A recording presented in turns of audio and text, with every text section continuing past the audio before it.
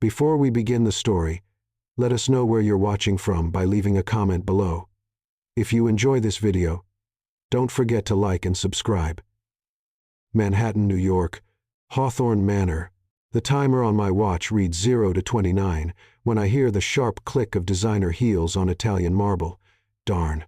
29 seconds to find somewhere to hide before Eleanor Hawthorne discovers that her digital security consultant is actually a corporate intelligence specialist trying to steal the blueprints for her family's revolutionary gemstone verification technology.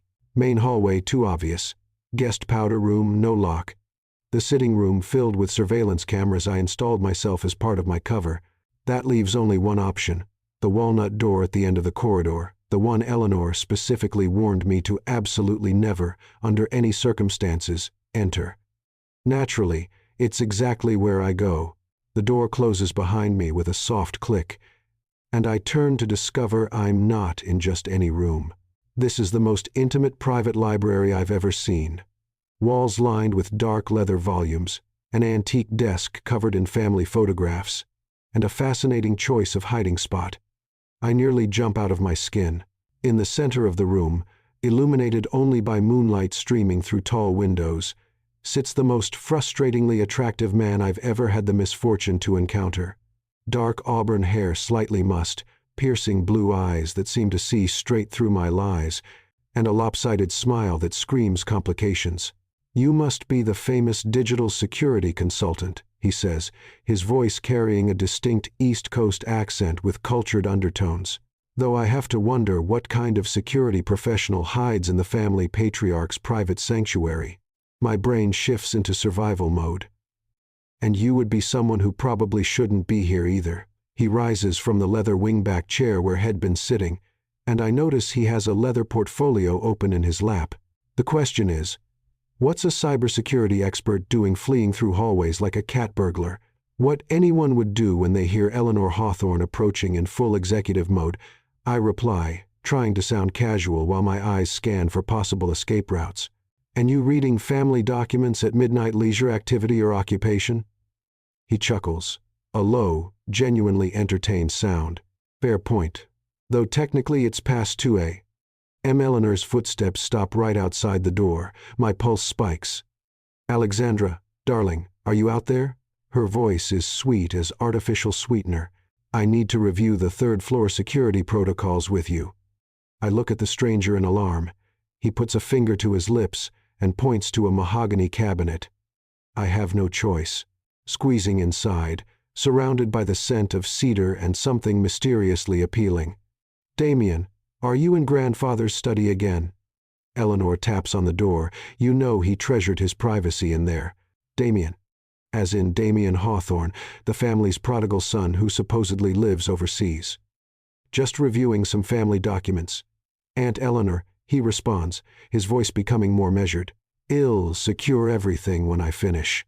Your grandfather wouldn't approve of you examining his private papers." "I understand."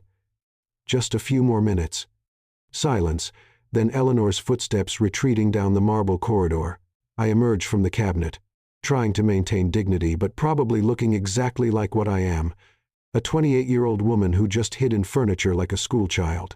"Damien," I repeat thoughtfully. "Intriguing. And what exactly is a Hawthorne doing infiltrating private studies at 2:00 inches the morning? Same thing as a digital security consultant, I suspect." He closes the portfolio and places it back on the mahogany desk. Trying to determine if this family is orchestrating something I should be concerned about, that makes me pause. "You're not part of the inner circle." "Technically I am, but I've been living abroad for 12 years. Returned because my grandfather, the owner of this study, passed away and left some complications in his estate." "What kind of complications?" "The kind involving rare gems that vanished from international vaults and surfaced in very particular private collections." His eyes sharpen. "And you, Alexandra? What type of digital security do you specialize in?" Blast. He knows my real name, not the alias I use with the Hawthorns. This is either very problematic or potentially advantageous. "The type that compensates well," I say cautiously, though I'm beginning to suspect I might be out of my depth with this family. "Trust me, you are." He steps closer, and I catch a hint of expensive cologne mixed with something that reminds me of old books and midnight conversations. The Hawthorns don't hire consultants. They acquire them, and they don't release easily. Speaking from personal experience, unfortunately. His smile turns wry. I attempted to distance myself once. They made it crystal clear that family allegiance isn't negotiable. The antique clock in the corner strikes twice, its resonant tone making us both freeze. I should leave, I whisper. If Eleanor discovers us together, she'll assume we're romantically involved and weaponize it against both of us. Damien finishes. Yes, I know her tactical approach. Hess absolutely right, but as I move toward the door, he gently catches my elbow. Alexandra. His voice is softer now, almost protective. Whatever they're compensating you, whatever they've promised, be extremely cautious. The Hawthorns have a pattern of making people vanish when they're no longer valuable. I look down at his hand on my arm, then up at those blue eyes that seem far too perceptive. Why are you warning me? Because, he says, releasing me. I have a strong suspicion you're not really here for digital security consulting. And if I'm correct, you're going to need every advantage you can get. I slip out of the room without another word, but his warning resonates in my mind as I navigate back to the guest wing. Damien Hawthorne might be the family outcast, but he's also clearly the most dangerous person in this mansion and the most captivating. Back in my room, I stare at the ceiling and try to process how a straightforward corporate intelligence assignment just became infinitely more complex. Because there's one thing I didn't tell Damien. I know exactly why he's really here. He's pursuing the same objective I am. Hawthorne Manor. The next morning, I wake up to the sound of someone trying very hard to be quiet outside my door. Through the crack beneath it, I can see expensive Italian leather shoes pacing back and forth. Damien's shoes, unless Eleanor has suddenly developed a fondness for men's footwear. My bedside clock reads 6:47 a.m. Most normal people would still be asleep, but apparently neither Damien nor I qualify as normal people. I slip into my robe, a practical navy silk that screams professional consultant rather than international spy, and crack open the door. Good morning, Damien. Lovely day for lurking in hallways. He startles, nearly dropping the coffee cup in his hand. Alexandra. I was just pacing outside my door like a restless ghost. Yes, I noticed. I step aside. You might as well come in before someone sees you and gets the wrong idea. Or the right idea, he mutters, but follows me inside. My guest suite is elegant in that understated way wealthy families prefer.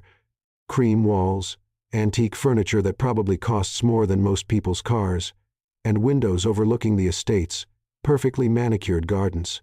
Damien looks oddly out of place against all that refined luxury, like a wild animal trying to remember how to be domesticated. Couldn't sleep? I ask, settling into one of the silk armchairs by the window. Not particularly. He hands me the extra coffee cup he's carrying. I kept thinking about what you said last night. I said a lot of things last night. You'll have to be more specific. About being out of your depth. His blue eyes are serious in the morning light. I've been doing some research on you, Alexandra Bennett. My stomach drops, but I keep my expression neutral. Find anything interesting? That depends on your definition of interesting. He settles into the chair across from me. Graduated summa cum laude from MIT with a degree in computer science. Worked for 3 different tech companies in 5 years. Excellent references, impeccable track record, and absolutely no digital footprint before 2019. I sip my coffee, buying time. It's perfect, rich, complex, with just a hint of cinnamon. Of course, Damien Hawthorne would know how to make perfect coffee. Maybe I value my privacy. Maybe. Or maybe Alexandra Bennett didn't exist before 2019. The accusation hangs in the air between us like smoke. I could deny it, could fabricate some story about changing my name or wiping my social media. But something in Damien's expression tells me he'd see right through any lie I tried to spin. What gave me away? I ask instead. The way you moved last night. I've spent enough time around actual tech consultants to know they don't have that kind of situational awareness. You cleared that room like someone trained in counter-surveillance. He leans forward slightly. Plus, I ran your credentials through some unofficial channels. Very impressive work, by the way. Whoever created your identity is a master craftsperson.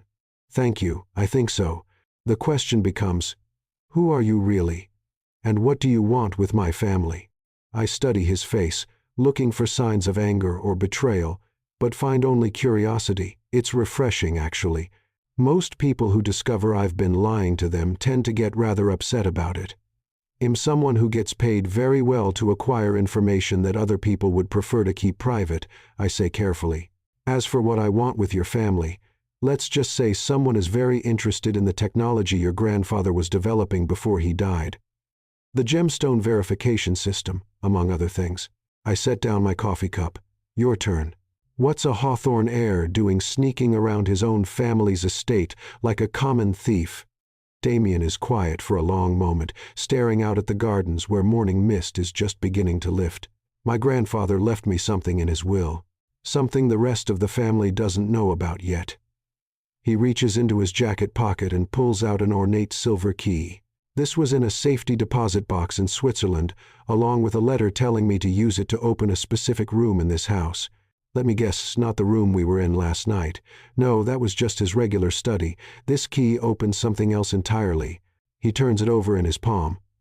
The letter said it'd find answers about what really happened to my parents. That stops me cold. I thought your parents died in a car accident when you were 15. That's what the family told everyone. But my grandfather's letter suggests otherwise. Damien's jaw tightens. Apparently my parents discovered something about the family business. Something dangerous enough that they had to be removed. The implications hit me like a physical blow. Damien, are you saying your family killed your parents? I'm saying I intend to find out. He pockets the key. Which brings us to an interesting crossroads, doesn't it? We both want something from this family. We could work against each other. Or we could work together. I finish the thought, my mind already racing through possibilities. Pool our resources, share information. Exactly. I know this house and its secrets. You know how to navigate around security systems without being detected. What makes you think it'd trust you? Damien stands and moves to the window, his silhouette backlit by the strengthening sunrise. Because I warned you last night when I could have turned you in to Eleanor. Because I brought you coffee this morning instead of calling security. And because he turns back to face me, I think we're both looking for the truth about this family. Even if we're approaching it from different angles. There's something in his voice, a vulnerability that makes my chest tighten unexpectedly. This isn't just about corporate espionage anymore. This is personal for him. All right, I say, surprising myself. Temporary partnership. But I have conditions. Name them. First, complete honesty between us. No more games, no more testing each other. If we're doing this, we do it as equals. Agreed. Second, whatever we find in that room your grandfather wanted you to open, we share all of it. Agreed. And third, I stand and move closer to him, close enough to see the flecks of green in his blue eyes if this goes sideways. If your family discovers what we're really up to, we watch each other's backs. No one gets left behind. He extends his hand. Deal. I shake it, and the contact sends an unexpected jolt of electricity up my arm. Damien feels it too. I can tell by the way his eyes widen slightly, the way his grip lingers just a moment too long. So, I say, stepping back before I do something stupid like kiss a man I've known for less than 12 hours. When do we go treasure hunting? Tonight. Eleanor is hosting one of her charity galas downstairs. The entire family will be occupied with playing gracious hosts. Damien's smile is sharp and dangerous. Perfect cover for a little exploration. Perfect. I return his smile.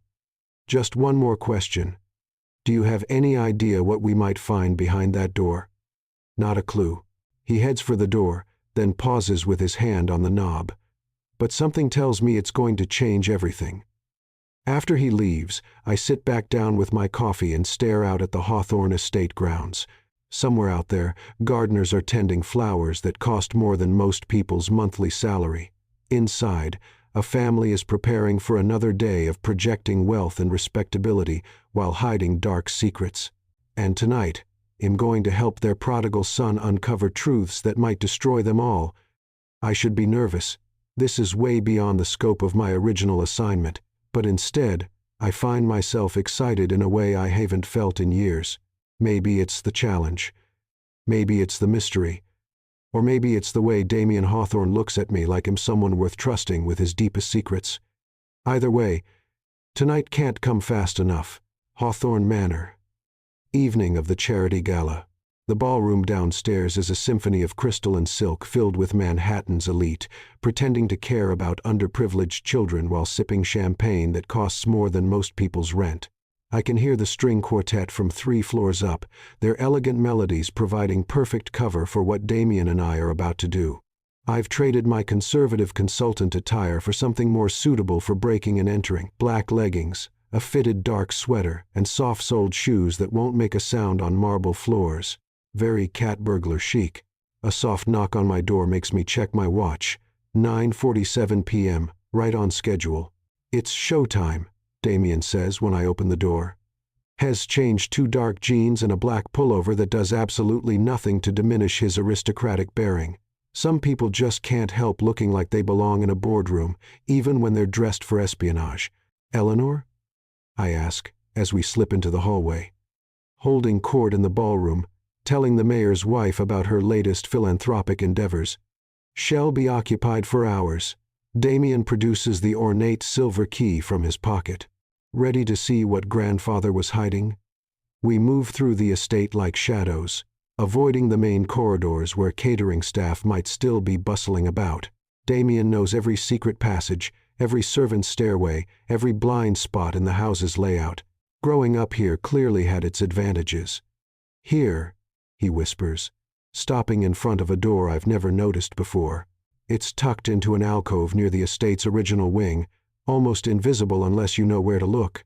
Unlike the ornate walnut and mahogany doors throughout the rest of the house, this one is plain oak, designed to blend into the paneling. Damien slides the silver key into the lock.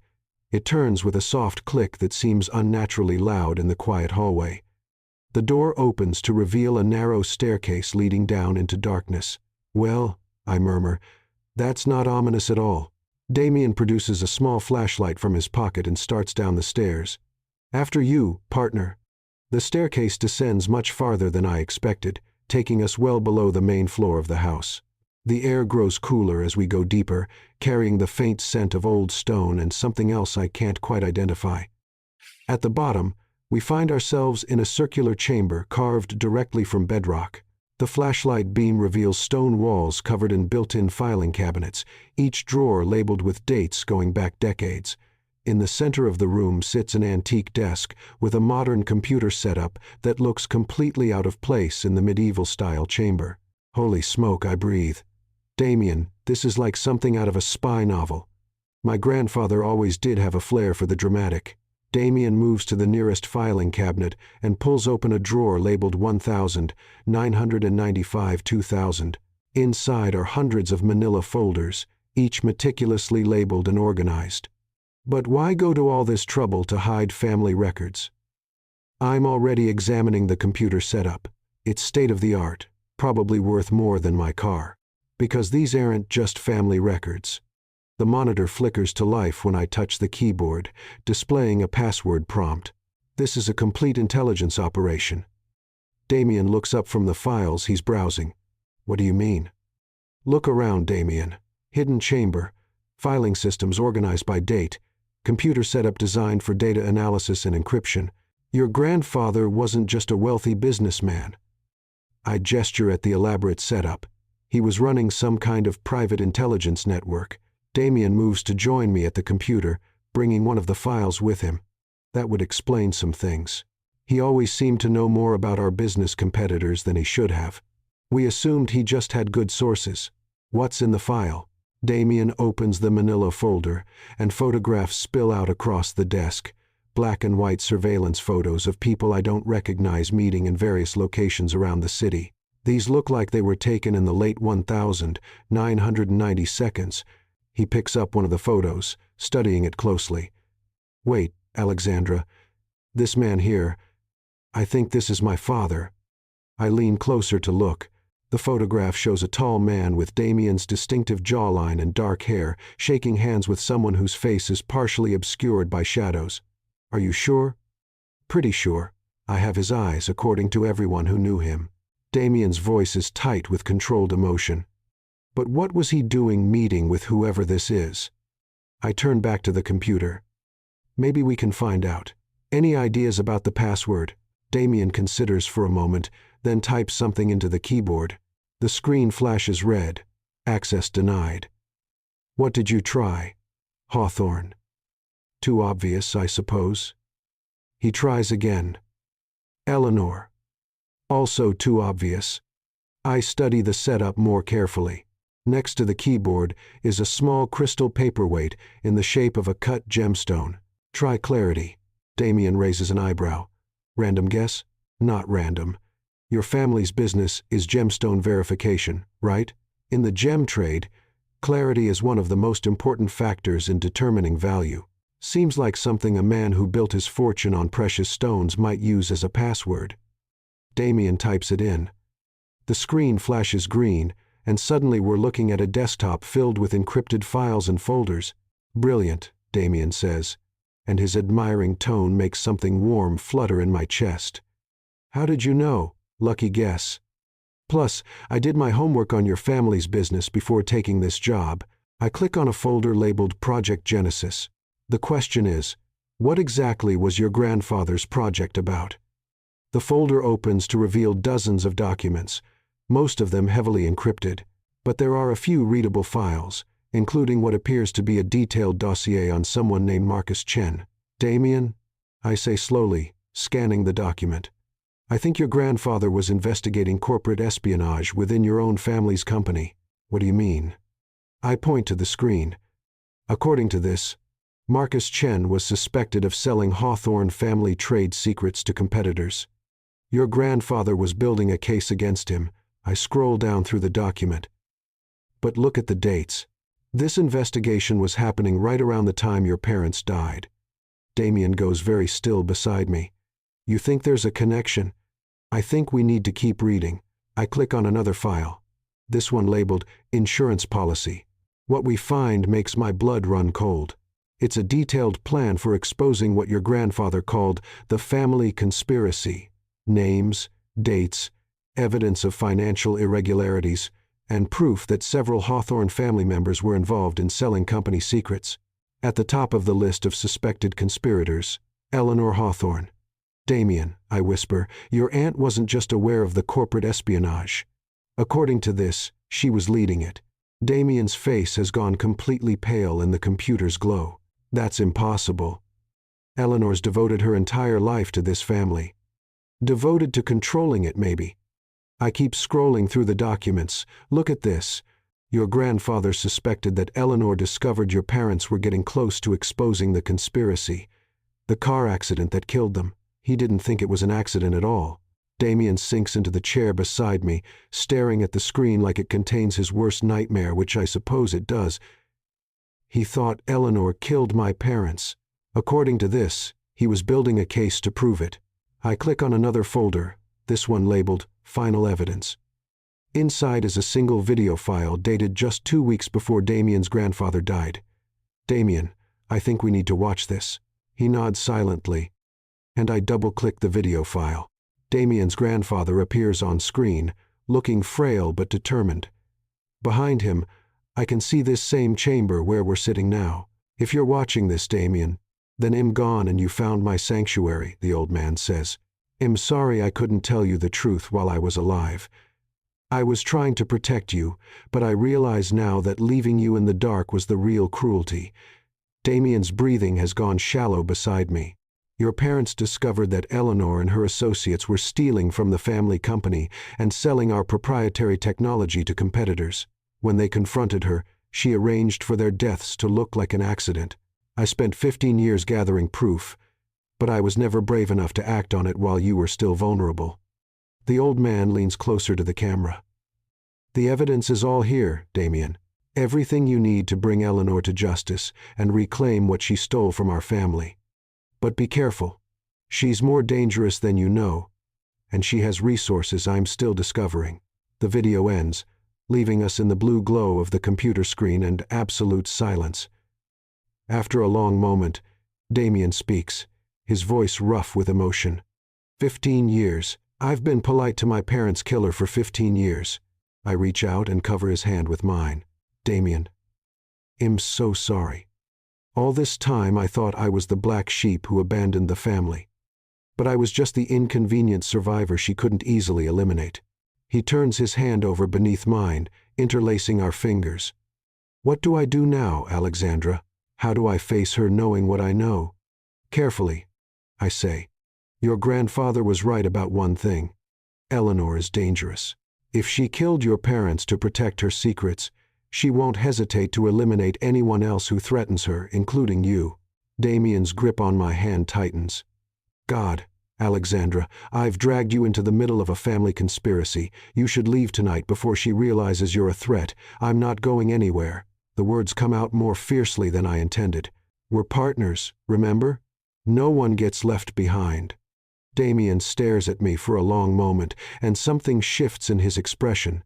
Before I can react, he's cupping my face in his free hand, his thumb tracing along my cheekbone.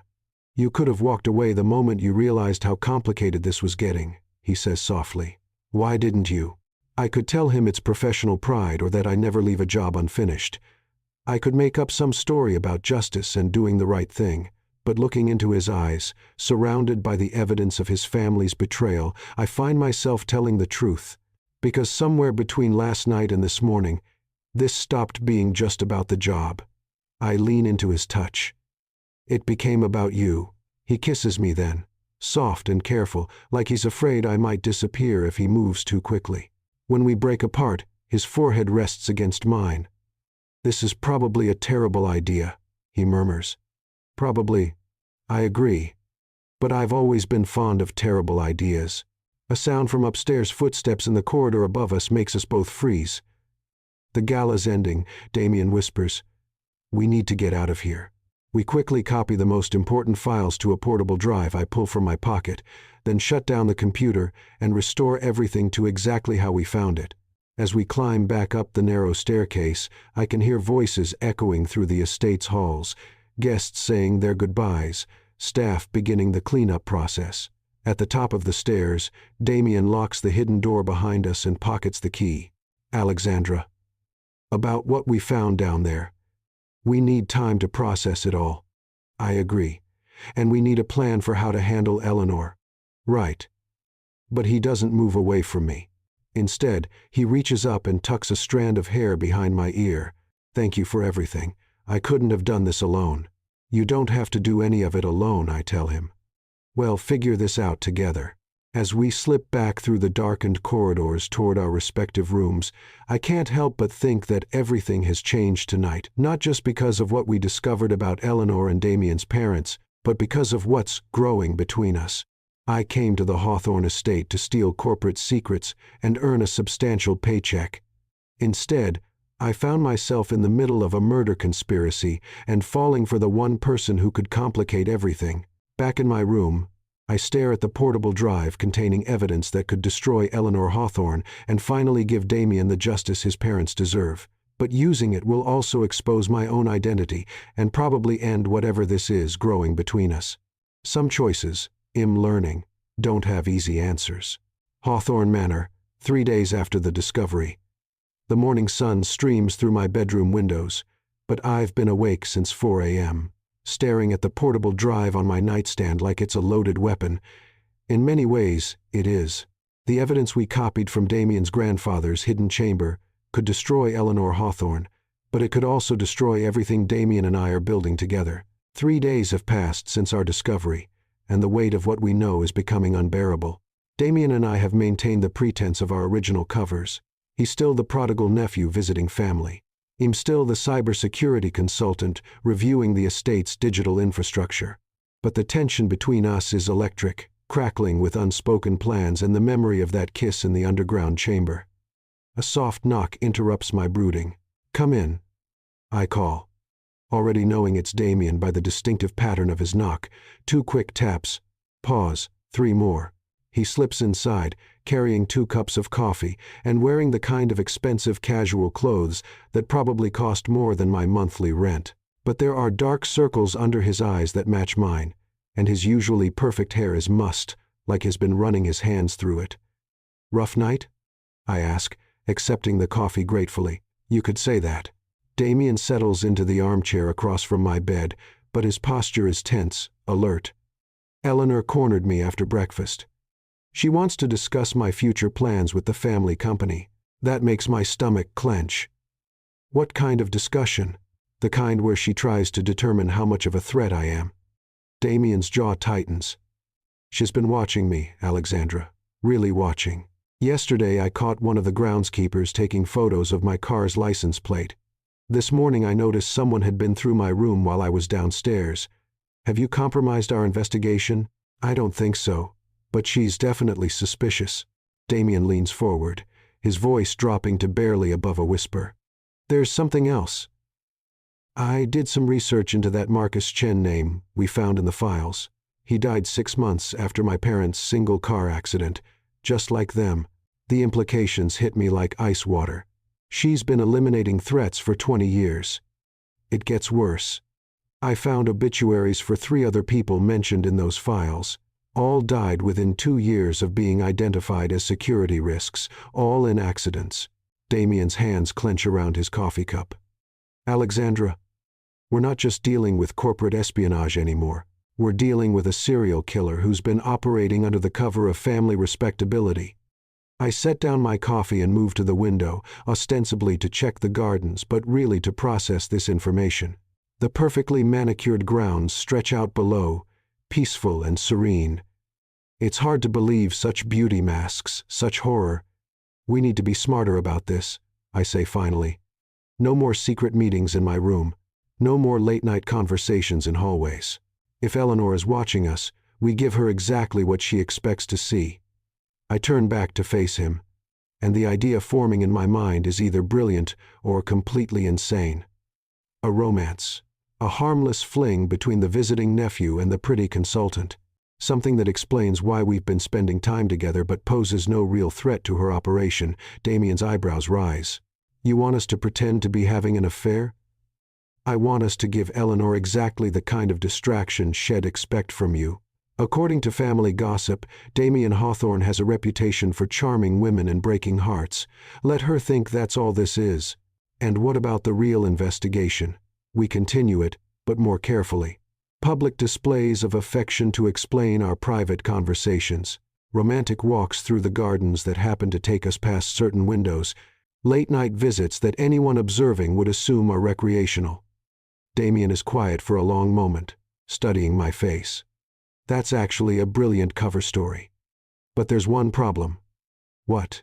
"It won't be entirely pretending, will it?" His voice is soft, but his eyes are intense. "Not for me, anyway." My heart does something complicated in my chest. We've been dancing around this attraction for days, using the investigation as an excuse to spend time together, telling ourselves it's all professional. But the truth is, somewhere between uncovering family secrets and sharing dangerous truths, I've started falling for Damien Hawthorne in a way that has nothing to do with the job. "No," I admit, "it won't be entirely pretending." He sets down his coffee cup and stands, moving toward me with a kind of purposeful stride that makes my pulse quicken. "Then, we should probably practice our cover story." Damien, I start to protest, but he's already reaching for me, his hand settling gently on my waist. "For the investigation," he says, but his smile is pure mischief. "We need to be convincing. When he kisses me this time, it's different from that soft, careful kiss in the underground chamber. This kiss is deeper, more confident, filled with 3 days of building tension and the dangerous thrill of playing with fire." My hands find their way to his shoulders, then into his hair, and, for a moment, I forget entirely about corporate espionage and family conspiracies. A sharp knock on the door makes us spring apart like guilty teenagers. "Miss Bennet." Eleanor's voice is honey-sweet through the door. "I hope I'm not interrupting anything important." Damien and I exchange a quick glance. He nods almost imperceptibly. "This is it, our first test. Just a moment." I call out deliberately, making my voice sound slightly breathless. Damien reaches over and musses my hair slightly, then unbuttons the top button of his shirt. I have to admit, the man has good instincts for deception. I open the door to find Eleanor standing in the hallway, impeccably dressed as always, but with a predatory gleam in her eyes that makes my skin crawl. "Eleanor," I say, trying to project the perfect combination of embarrassment and defiance. "This is unexpected." "I'm sure it is." Eleanor's gaze flicks past me to where Damien is attempting to look casually disheveled. "Damien, dear, I was looking for you. We have that appointment with the family attorney this morning." "Right." Damien moves to the door, but not before placing a possessive hand on the small of my back. "I'll just grab my jacket from my room and meet you downstairs." "Perfect." Eleanor's smile is all teeth. "Miss Bennett, I hope you'll join us for lunch later. I'm sure Damien would appreciate your company." After they leave, I sink onto my bed and try to process what just happened. The cover story worked. I could see Eleanor's relief when she realized we were having an affair. To her, Damien Hawthorne chasing after the hired help is just another example of his irresponsible behavior, not a threat to her carefully constructed empire. But the kiss that was definitely not part of any cover story. That was real and dangerous, and completely complicated everything I thought I knew about keeping my professional and personal lives separate. An hour later, I'm reviewing security footage in the estate's monitoring room when my phone buzzes with a text from an unknown number. "Library, 3rd floor. Come alone. D." I find Damien in the estate's impressive library, surrounded by floor-to-ceiling shelves filled with first-edition books worth more than most people's houses.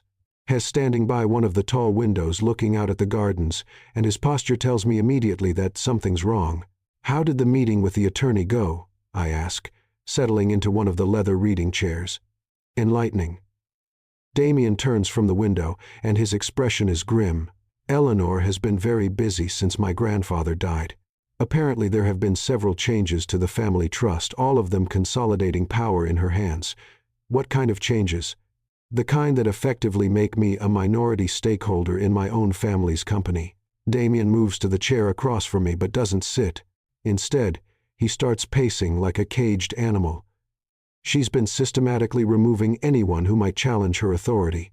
The attorney mentioned that 2 of my cousins have already agreed to sell their shares to Eleanor at below-market rates, voluntarily. That's what I thought at first, but then I remembered something from those files we found. Both of my cousins were mentioned as potential problems." Damien stops pacing and looks at me directly. "Alexandra, I think she's been threatening people. Maybe worse. We need more proof before we can." "There's something else," Damien interrupts. "The attorney let slip that Eleanor's been asking questions about you, specifically about your background and credentials." My blood turns to ice. "What kind of questions?" "The kind that suggests she's not entirely convinced by your cover story. He mentioned she's hired a private investigator to look into your employment history." I close my eyes and mentally run through every aspect of my false identity. It's good work, professional grade, but if Eleanor has serious resources and enough suspicion, she might be able to uncover inconsistencies.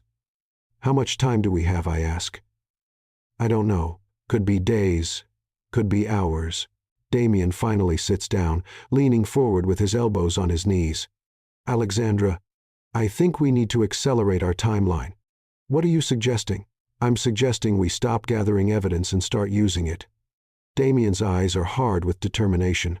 "We have enough to destroy Eleanor. Maybe it's time to do exactly that."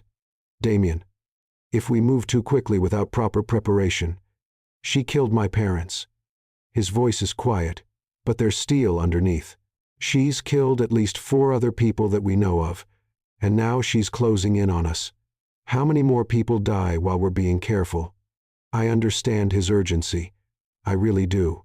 But rushing into a confrontation with Eleanor Hawthorne without a solid plan is likely to get us both killed. "Give me 24 hours, I say. Let me reach out to some contacts, people who can help us if this goes sideways." "We need backup, Damien." "Official backup? What kind of contacts?" I hesitate.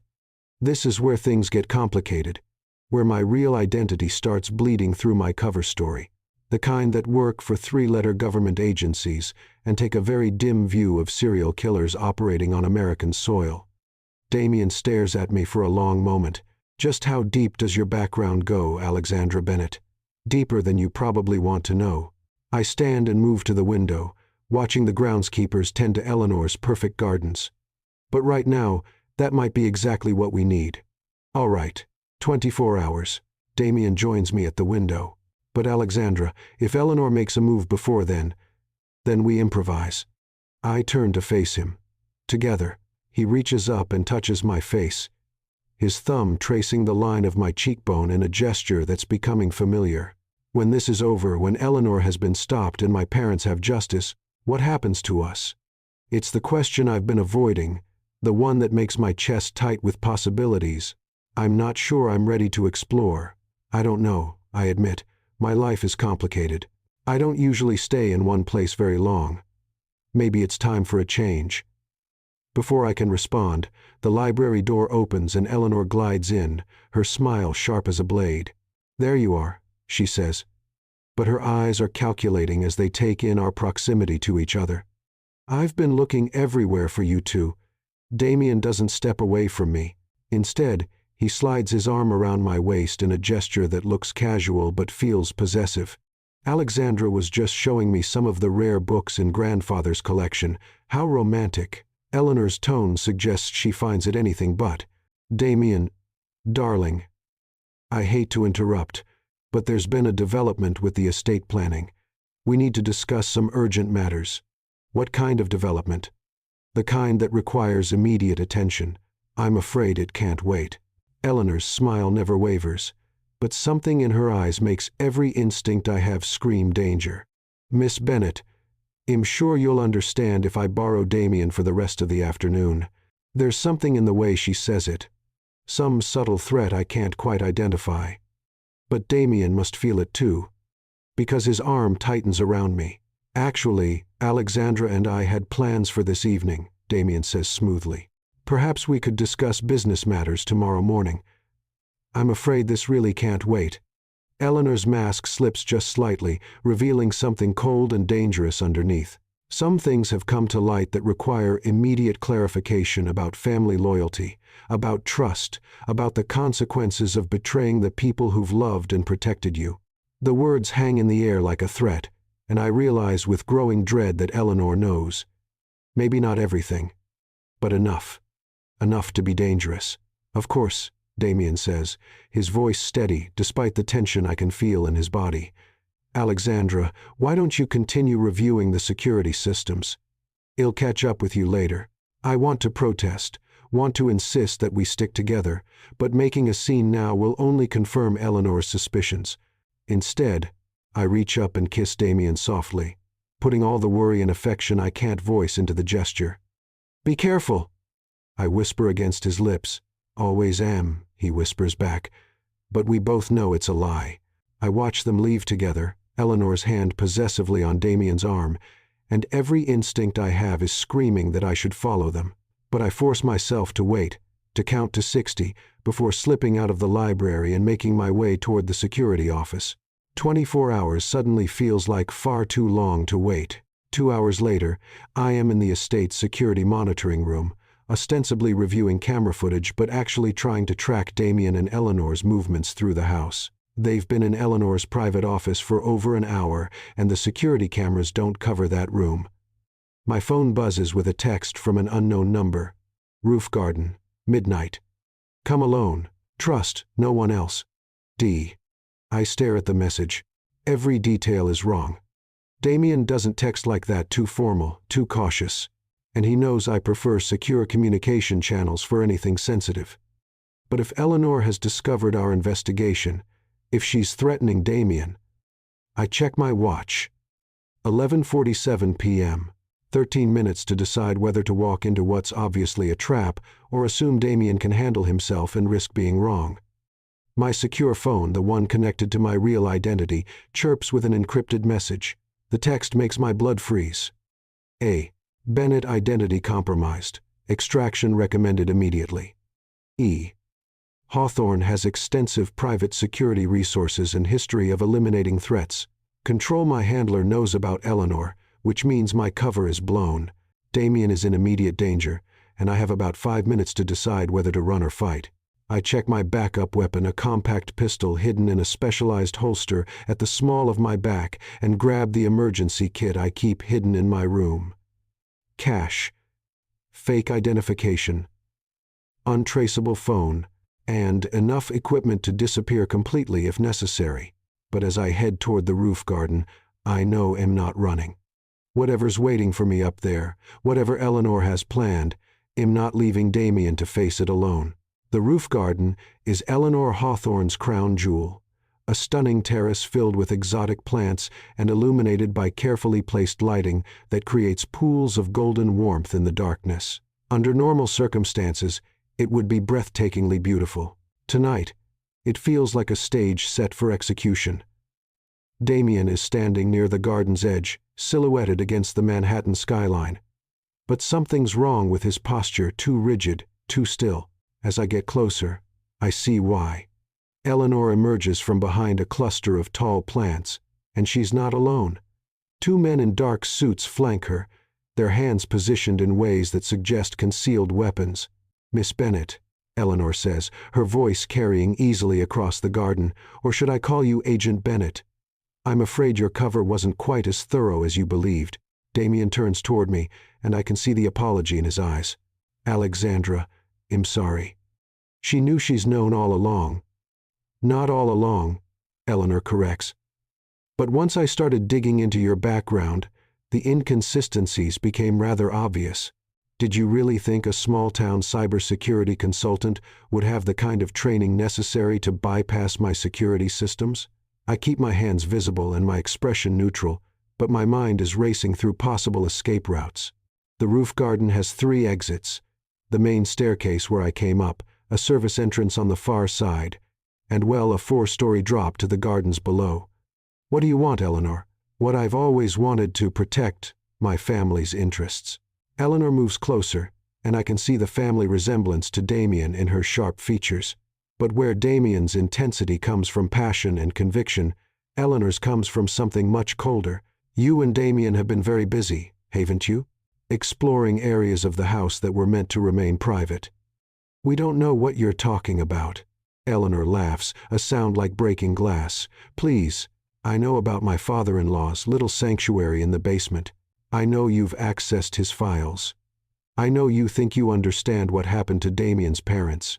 "We understand enough," Damien says, his voice hard with barely controlled anger. "We know you killed them. We know you've been eliminating anyone who threatened your operation. I've been protecting this family for 20 years. Eleanor snaps, her composure finally cracking. "Your parents were going to destroy everything we'd built. They were naive idealists who couldn't understand that sometimes dirty hands are necessary to keep clean consciences fed and housed. They were good people. They were liabilities." Eleanor's voice turns cold again. "Just like you've become, Damien. And just like your government friend here." One of Eleanor's men steps forward, and I catch the glint of metal at his hip. Time's running out. "Here is what's going to happen," Eleanor continues. "You're both going to have a tragic accident. A lover's quarrel that turned violent, perhaps. Agent Bennet kills Damien in a fit of jealous rage, then takes her own life in remorse. Very dramatic. The tabloids will love it. Except we're not going to cooperate with your little script," I say, shifting my weight slightly to put myself in a better position to reach my weapon. "Oh, I think you will." Eleanor signals to her men, and they move to flank us. "Because if you don't, it'll simply have to expand the tragedy. Damien's charming cousin Emma, for instance, or that lovely family that lives in the cottage on the east grounds. Sometimes collateral damage is necessary to sell a story. The threat to innocent people changes everything. Eleanor is not just a killer. She's a monster willing to murder anyone who gets in her way." "All right," I say, raising my hands in apparent surrender. "You win. But I want to know one thing first." "What?" "How long have you known I wasn't really a cybersecurity consultant?" Eleanor smiles, pleased with her own cleverness. "Since the moment you arrived. You see, I never hired a cybersecurity consultant. The real Alexandra Bennett is currently enjoying a lovely vacation in the Bahamas, completely unaware that someone has stolen her identity. My heart sinks. If Eleanor knew from the beginning, then everything we've done, every precaution we've taken, has been carefully orchestrated by her. Eleanor finishes reading my expression. I needed to know how much my father-in-law had discovered before he died. What better way than to let you lead me straight to his evidence? Damien's face has gone pale with realization. The files we found, the computer all monitored, every file you accessed, every document you copied. I know about all of it. Eleanor's smile is triumphant. In fact, I should thank you. You've helped me identify the last few loose ends that need to be tied up. Despair crashes over me like a wave. We've been played from the beginning, dancing to Eleanor's tune while thinking we were investigating her. But then I catch Damien's eye, and I see something there that gives me hope. Hes not defeated, Hes angry, and Hes planning something. There's just one problem with your plan, Aunt Eleanor, Damien says conversationally. What's that? You're assuming we came up here alone. Eleanor's confidence falters slightly. What do you mean?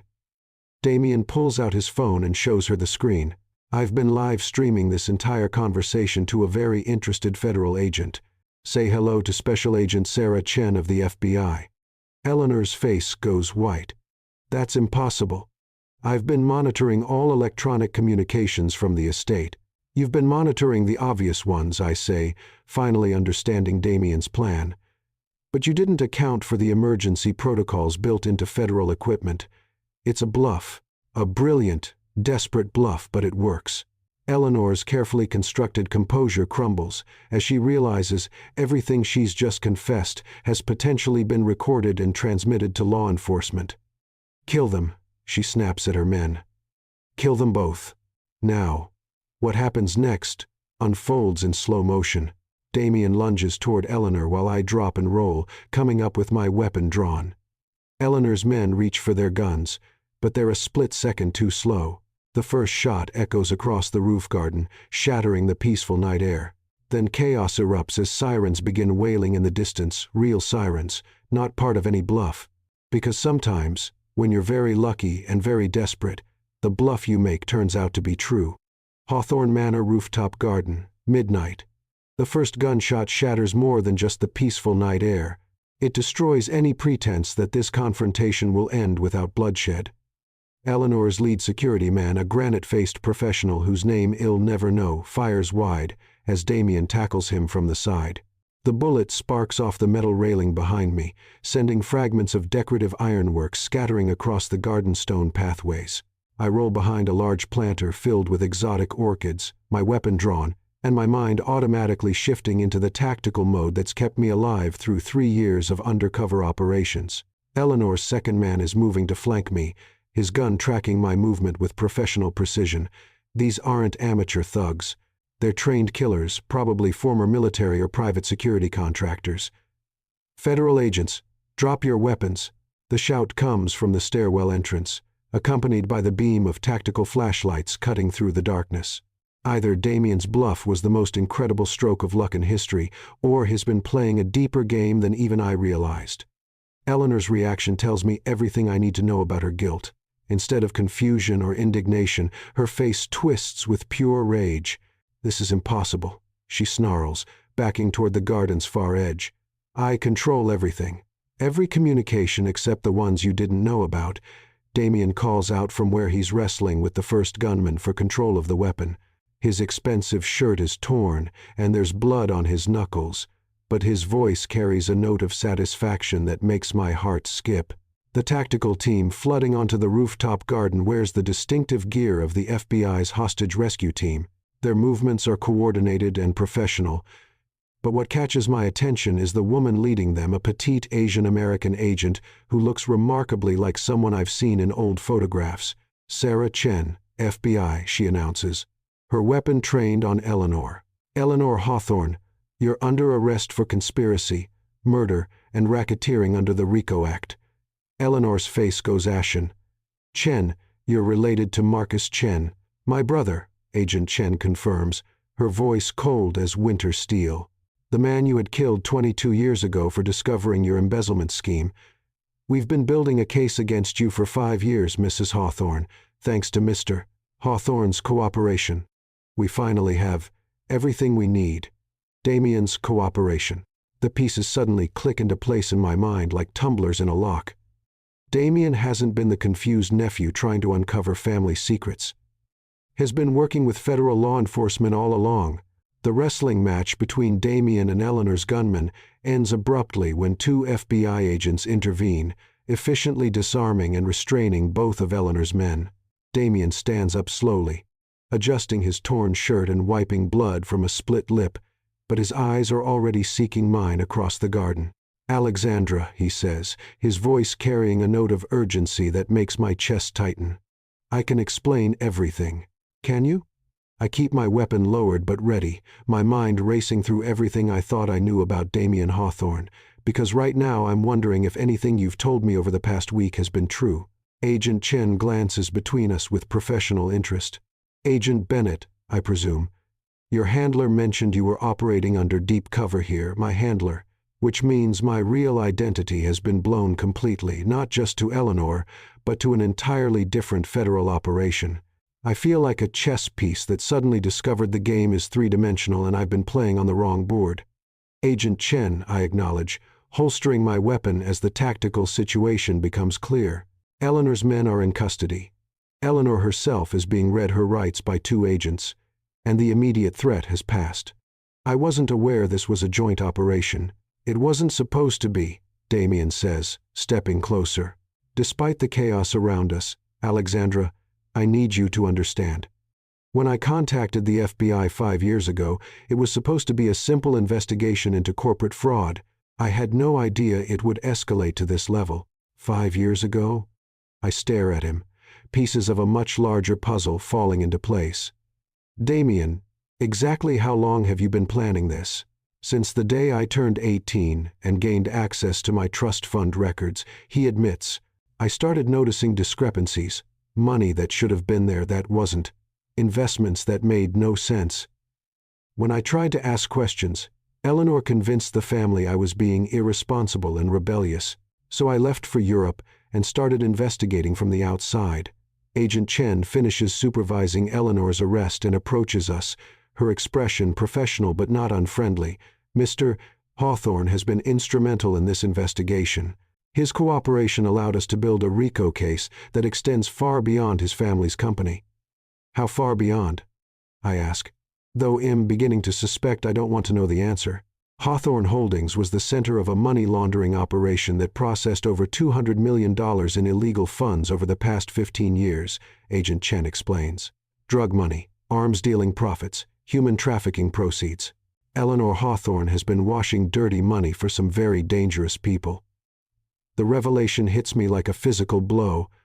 I thought we were dealing with corporate espionage and family murder. Instead, we've stumbled into the middle of an international criminal enterprise. "The people my parents discovered," Damien says quietly, "they weren't just stealing company secrets. They were using Hawthorne Holdings to launder money for organized crime syndicates.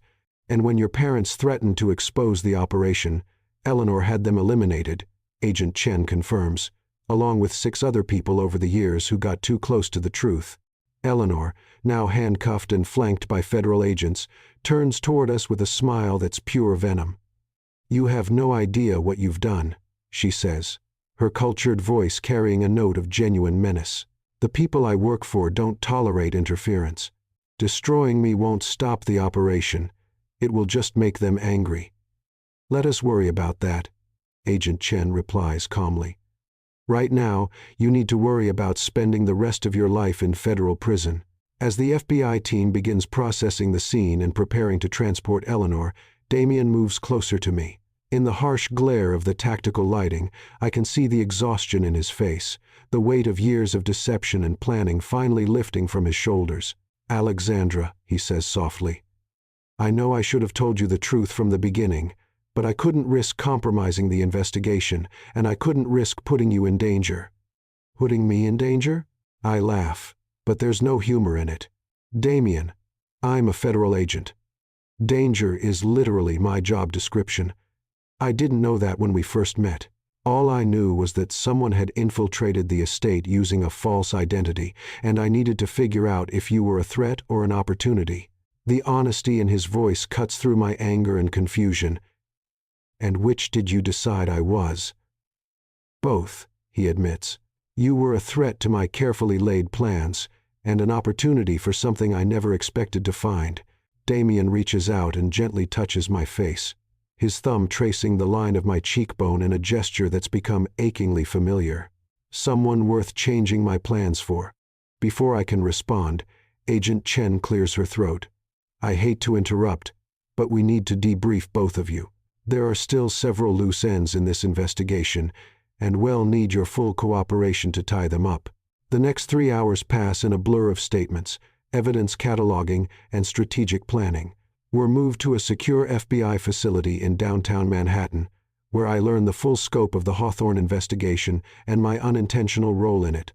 Damien's cooperation with the FBI began 5 years ago when he first contacted them about financial irregularities in the family trust. What started as a simple fraud investigation evolved into something much larger when federal investigators realized the scope of Eleanor's criminal enterprise. She's been smart about it, Agent Chen explains as we review files in a sterile conference room. Using legitimate business transactions to disguise illegal fund transfers, keeping the family's public reputation spotless while running a criminal operation behind the scenes. Without Damien's inside access, we never would have been able to penetrate her security. What about my handler? I ask. How did my operation intersect with yours? Your original target was Dr. Elizabeth Morrison, the Chief Technology Officer at Hawthorne Holdings. Agent Chen explains. She's been developing a new encryption algorithm that several foreign governments are very interested in acquiring.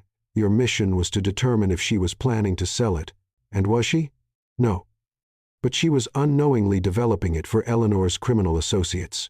The encryption technology was going to be used to secure communications for international money laundering operations.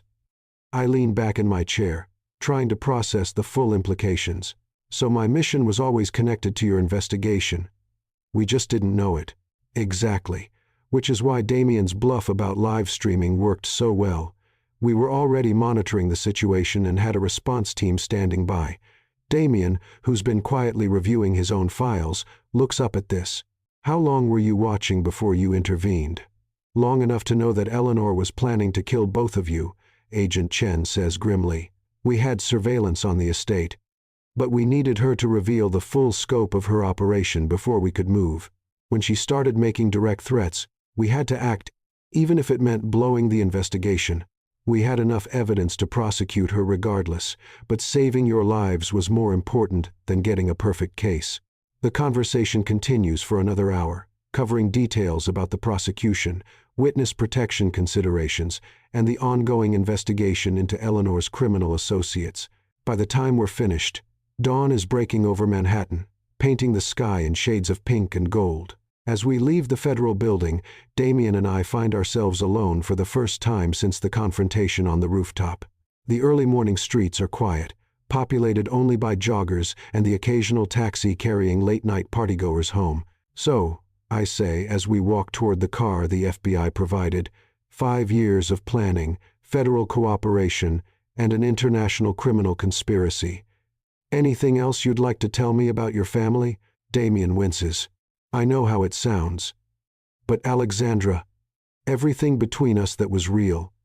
The investigation brought us together, but what happened between us had nothing to do with any operation. Didn't it? I stop walking and turn to face him. You knew I wasn't really a cybersecurity consultant. You were working with the FBI. How do I know the attraction, the partnership, even that first kiss? How do I know any of it wasn't just part of your cover story? Because, Damien says, stepping closer until we're standing under a streetlight that casts golden shadows across his face, my cover story didn't include falling in love with you. The words hang in the air between us like a challenge. Love. He said love, not attraction or affection or any of the safer words we've been dancing around for days. Damien, I start, but he reaches out and takes my hands. I know it's complicated. I know we've both been living lies for so long that it's hard to tell what's real anymore, but this is real, Alexandra. What I feel for you is the most honest thing in my life."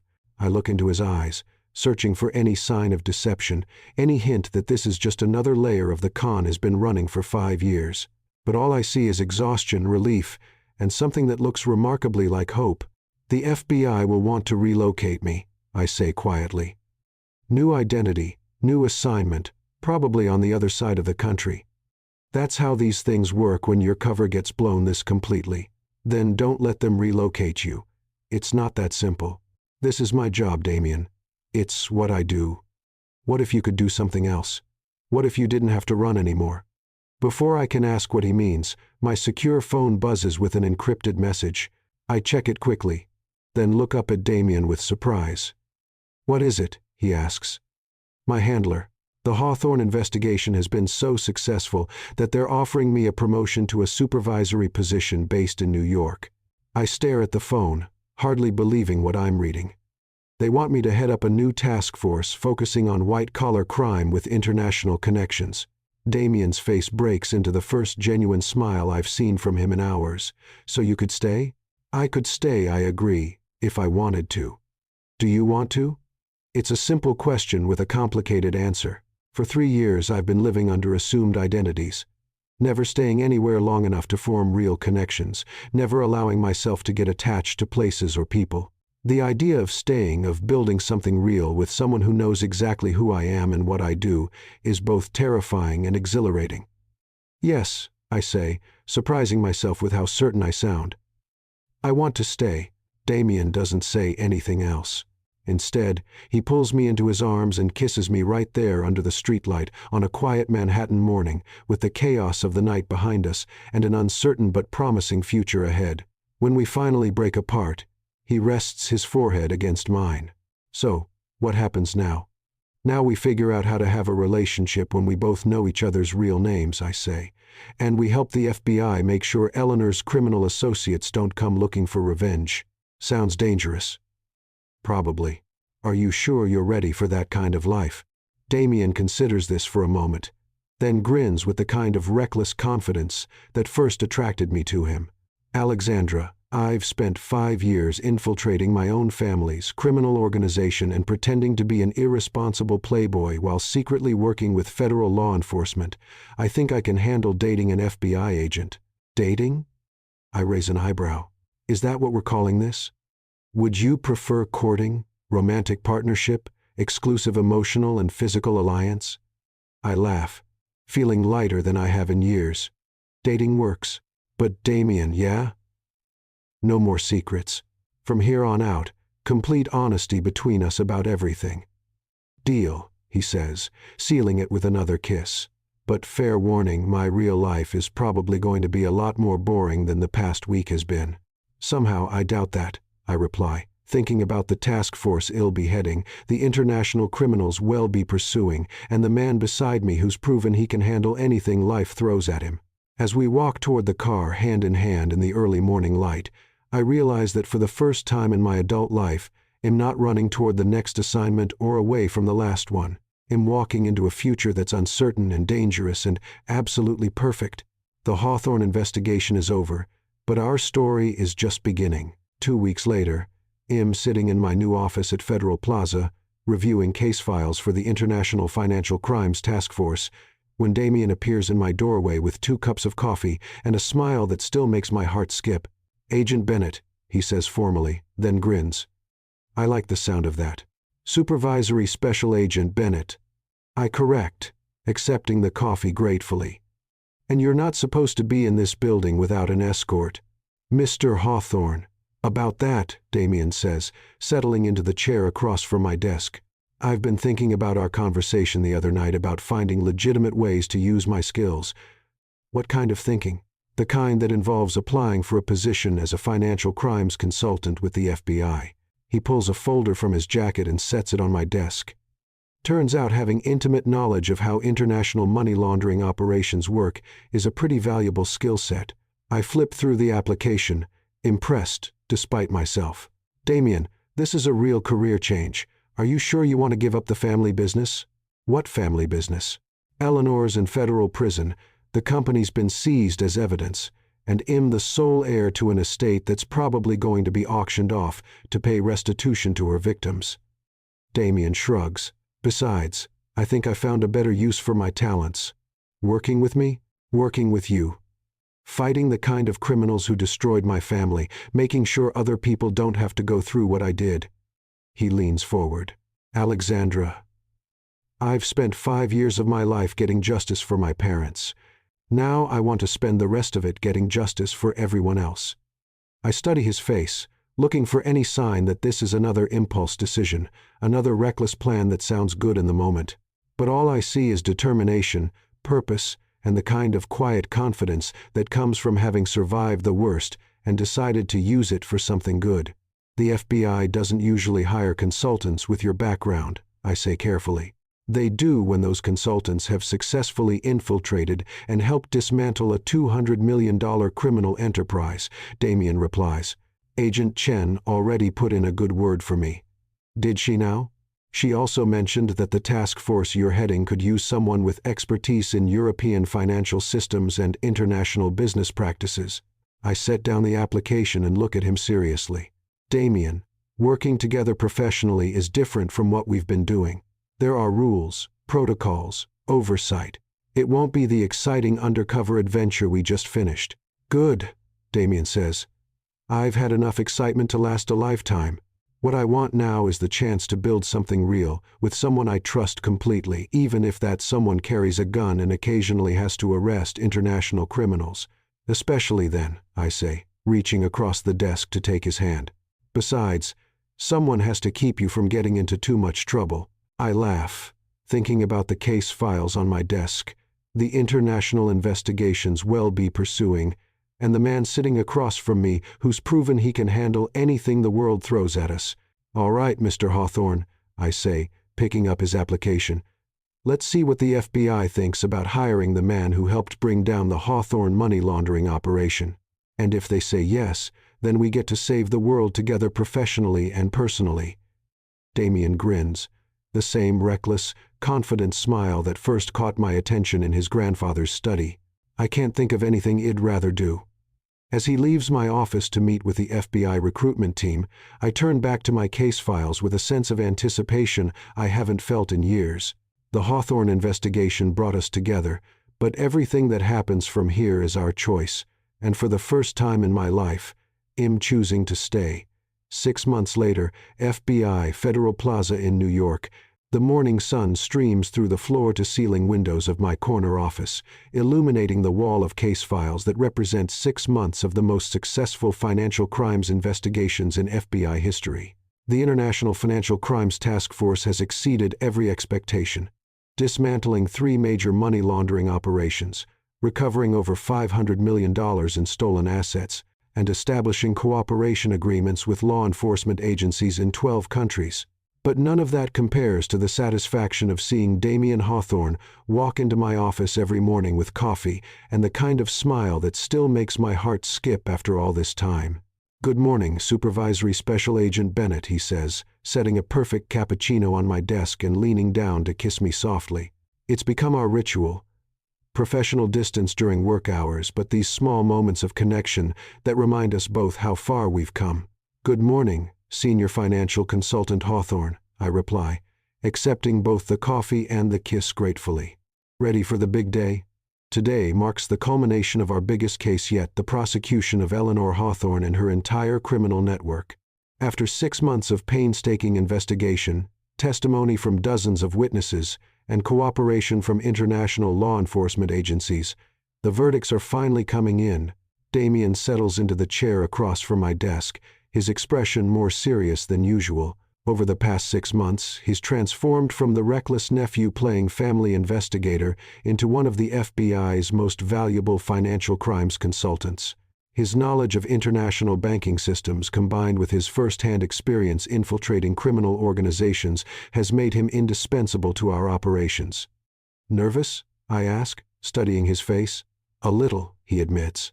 "Not about the verdict, we have enough evidence to convict Eleanor 10 times over, but about what comes after." I understand his concern. Eleanor's trial has dominated our lives for months, requiring countless hours of testimony, evidence preparation, and strategic planning. When it's over, we'll finally be free to focus on building the future we've been planning. Agent Chen called this morning, I tell him. The jury reached a verdict in the RICO case. Eleanor Hawthorne guilty on all counts. Her associates guilty on all counts. Sentencing is scheduled for next month, but Chen estimates Eleanor will get life without parole. Damien is quiet for a long moment, processing the news that his parents' killer will finally face justice.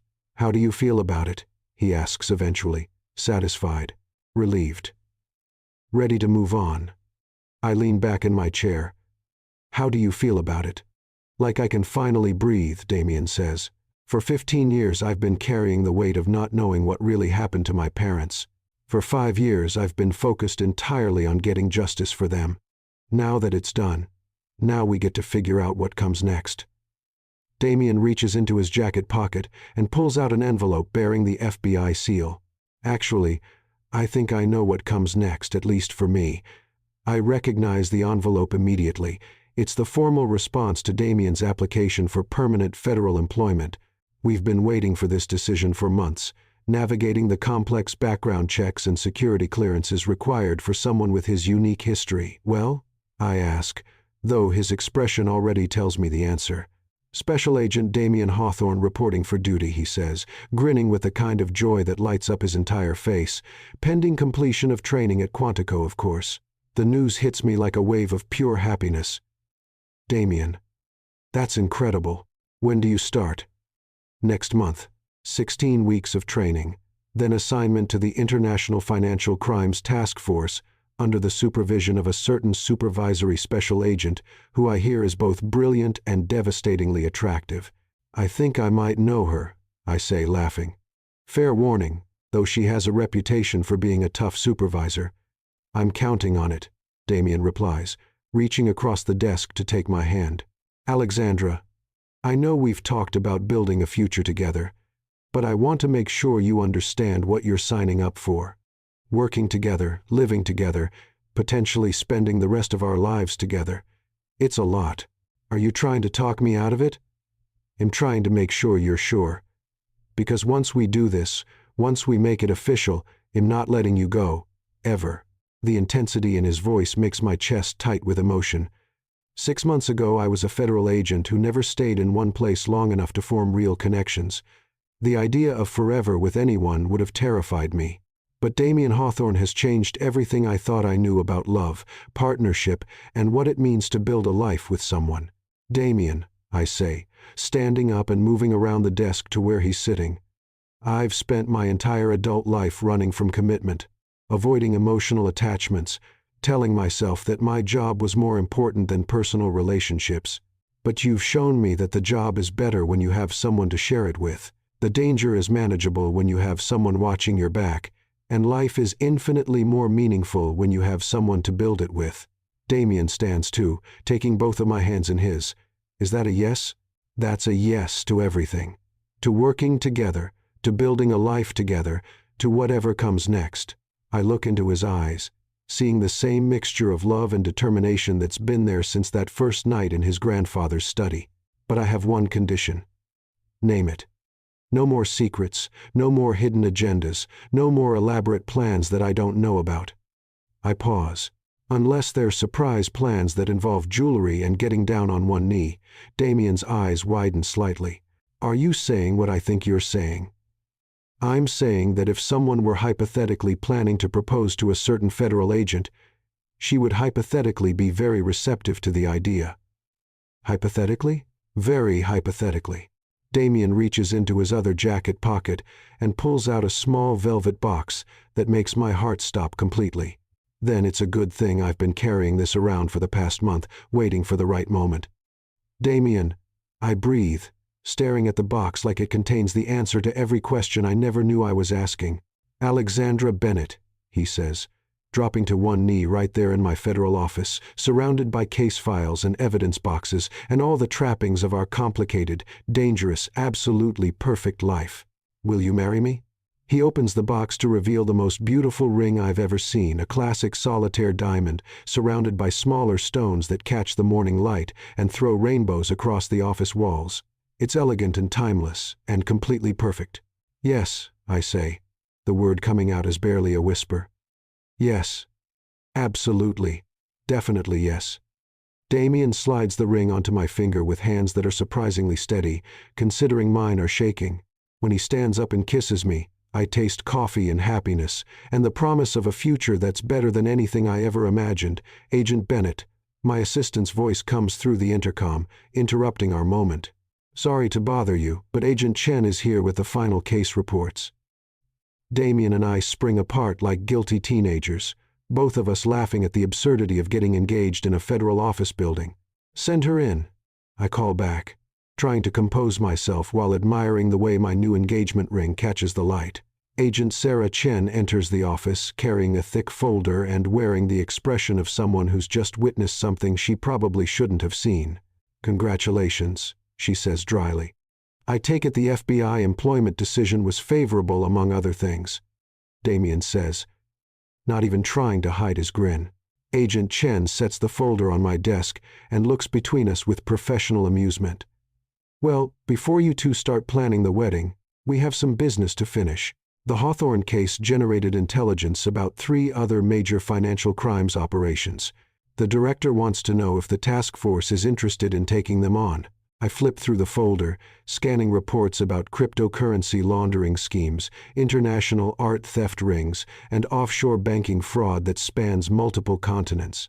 Each case represents months of investigation, significant danger, and the kind of complex financial crimes that have become our specialty. What do you think? I ask Damien. Ready for our next adventure? With you? Always, he replies. Besides, someone has to keep you from taking unnecessary risks. I don't take unnecessary risks. Both Damien and Agent Chen look at me with identical expressions of skepticism. Okay. Fine. I take calculated risks that sometimes turn out to be more dangerous than anticipated, I concede. That's what you're for. Agent Chen shakes her head with amusement. You'll tell the director you're interested, but maybe wait until after the honeymoon to start the next investigation. After she leaves, Damien and I spend the rest of the morning reviewing case files and planning task force operations. Our professional partnership seamlessly integrates with our personal relationship in a way that feels natural and right. This is what I never knew I wanted. Someone who understands both my job and my heart, who can match my dedication to justice with his own, who makes every case better and every day brighter. At lunch, we walk to the small Italian restaurant 3 blocks from Federal Plaza that's become our favorite spot for important conversations. The owner, an elderly gentleman named Jeppe who treats every customer like family, immediately notices my engagement ring and insists on providing champagne and the best table in the house. So, Damien says as we settle into our booth, we should probably talk about practical things like where we're going to live, when we're getting married, whether you want a big wedding or something small. Where do you want to live? I ask, realizing we've been so focused on our professional partnership that we haven't discussed basic logistics. Honestly, I'd be happy anywhere, as long as it's with you. But I've been thinking about that brownstone in Brooklyn Heights we looked at last month, the one with the home office space and the view of the harbor. I remember the apartment perfectly. A beautiful renovated brownstone with original brick walls, modern appliances, and enough space for both of us to work from home when needed. It felt like the kind of place where we could actually build a real life together. I love that place, I admit. But Damien, it's expensive. Even with both our FBI salaries. About that, Damien says, looking slightly uncomfortable. There's something I haven't told you. I raise an eyebrow. There better not be any more secret criminal empires. He laughs. No, nothing like that. When the government seized Eleanor's assets, they discovered that most of the family's legitimate wealth was actually mine, held in trust since my parents died. The money Eleanor was laundering belonged to her criminal associates. But the Hawthorne family fortune? That belongs to me. I stare at him across the table. How much money are we talking about? Enough that we could buy the brownstone outright and still have enough left over to fund our retirement, travel the world, and probably endow a scholarship program for aspiring federal agents. Damien Hawthorne, are you telling me you're secretly wealthy? I'm telling you I'm secretly wealthy and completely devoted to using that wealth to build a life with the woman I love? The waiter arrives with our champagne, giving me a moment to process this information. Is there anything else you haven't told me? I ask. Secret talents? Hidden relatives? Superhero identities? Damien considers this seriously. I make excellent pancakes, I can juggle, and I once spent 3 months learning to tango because I thought it might be useful for undercover work. Can you really tango? Would you like me to demonstrate in the middle of a restaurant? He grins. Agent Bennett, I've proposed to you in a federal office building. I think public displays of affection are officially part of our relationship dynamic. Before I can protest, Damien stands and extends his hand to me with a formal bow that's both ridiculous and charming. The restaurant is nearly empty, just us, an elderly couple in the corner, and Jeppy, who's watching from behind the counter with obvious delight. Damien, we can, he says firmly. We can do whatever we want, Alexandra. That's the point of building a life together. We get to decide what that life looks like. So I take his hand and let him lead me into an impromptu tango right there between the tables, moving to music only we can hear. Hes actually quite good, confident, and skilled in a way that makes me wonder what other hidden talents Hes acquired during his years in Europe. This is insane, I murmur as he spins me gracefully around a table.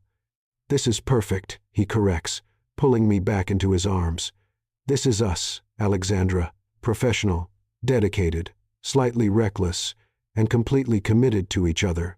When the dance ends, Jeppy applauds enthusiastically and the elderly couple joins in. I'm laughing and breathless and utterly happy in a way I never thought possible. So, Damien says as we sit back down, about the wedding, big or small? Small, I say without hesitation, just family and close friends. Agent Chen, obviously. My parents. If they can get security clearance for the day, your remaining family members who aren't in federal prison. That's basically just my cousin Emma and my uncle Robert, neither of whom I've spoken to in 5 years. Perfect. Small and intimate it is. I reach across the table to take his hand.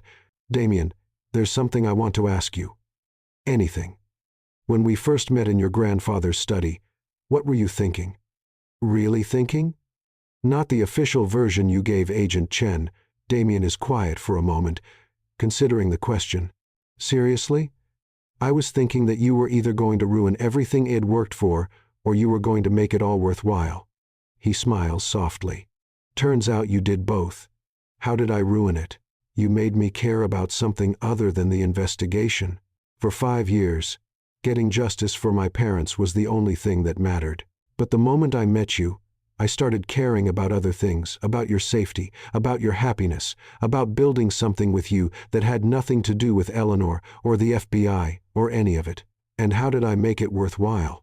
By showing me that revenge isn't the same as justice, and that the best way to honor my parents isn't to spend my life focused on their death, but to spend it building the kind of life they would have wanted for me.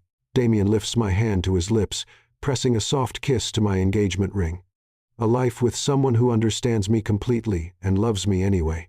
We spend the rest of lunch planning our wedding, our future home, and our next vacation, a trip to Italy that Damien insists on calling our pre-honeymoon reconnaissance mission since we'll undoubtedly end up investigating financial crimes while we're there. Speaking of which, I say as we walk back to Federal Plaza, Agent Chen mentioned that one of our new cases involves art theft rings operating out of Florence. Purely coincidental, I'm sure. Purely coincidental, Damien agrees solemnly. Though I should mention that I happen to know quite a bit about Italian banking systems and international art markets. Of course you do. I roll my eyes, smiling. Any other relevant expertise I should know about? I speak 4 languages. I have contacts in most major European cities. And I once spent 6 months learning to forge documents for an undercover operation that never materialized. I stop walking and stare at him. Damien Hawthorne, exactly how many skills did you acquire during your years of playing international man of mystery? Enough to keep our future investigations interesting, he says with a grin that promises adventure and mischief in equal measure. As we enter the federal building and head back to our respective offices, I realize that 6 months ago I thought I was infiltrating the Hawthorne estate for a simple corporate espionage mission. Instead, I found a conspiracy, a criminal empire, and the love of my life. The Hawthorne investigation may be over, but our story is just beginning. We have cases to solve, criminals to catch, and a wedding to plan. We have a brownstone to buy, a future to build, and probably several more international adventures ahead of us. And for the first time in my life, I'm not running toward the next assignment or away from the last one. I'm exactly where I want to be, with exactly the person I want to be there with. 3 months later, on a perfect October afternoon in Central Park, Damien Hawthorne and I exchange vows in front of 23 people and Agent Chen, who insists on providing security despite the fact that we're FBI agents perfectly capable of securing our own wedding. My dress is simple and elegant. His suit is perfectly tailored, and when he promises to love me through all our future adventures, professional and personal, I know he means every word. Our first dance is, naturally, a tango. Our honeymoon in Italy results in the arrest of 12 international art thieves and the recovery of over $50 million in stolen artwork. And when we return to New York to our brownstone in Brooklyn Heights and our offices at Federal Plaza, we start planning our next case with the kind of partnership that makes everything better. The work, the danger, and especially the quiet moments in between when it's just us and the life we've built together. The forbidden room where we first met has been sealed as evidence, but we don't need it anymore. We've found what we were really looking for, not family secrets or corporate intelligence, but each other. And that's the only treasure worth keeping. 6 years later, when our twins ask how Mommy and Daddy met, we tell them the truth. We fell in love while chasing bad guys and solving mysteries. It's a family tradition we plan to continue for a very long time. After all, the world is full of criminals who need catching. And there's no one I'd rather catch them with than Damien Hawthorne, my partner, my husband, and my best friend in all our adventures. The end is just the beginning. Epilogue. 10 years later, Hawthorne Bennett Financial Crimes Consulting Firm, Manhattan Agent Mom. Our 8-year-old twins, Sarah and Marcus, named after Agent Chen and Marcus Chen, burst into my office, wearing makeshift FBI badges and the most serious expressions 2 children can muster. Agent Dad says you have a new case for us. I look up from my desk to see Damien leaning in the doorway behind them, arms crossed, grinning that same heart-stopping grin that still works on me after all these years. It's a very important case, he adds solemnly. Someone has been stealing cookies from the kitchen, and we need the Hawthorne Bennett team's best investigators on it.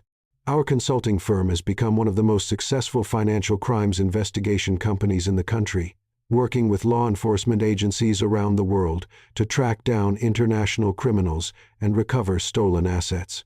But our most important clients will always be the 2 little detectives standing in front of me. What's the evidence? Sarah asks, seriously. She's inherited her father's analytical mind and her mother's instinct for detail. Crumb trails leading to the toy room, Marcus reports. Hess got his mother's tactical awareness and his father's charm and suspicious chocolate fingerprints on the refrigerator handle. Sounds like we have a case, I say, standing and grabbing my jacket.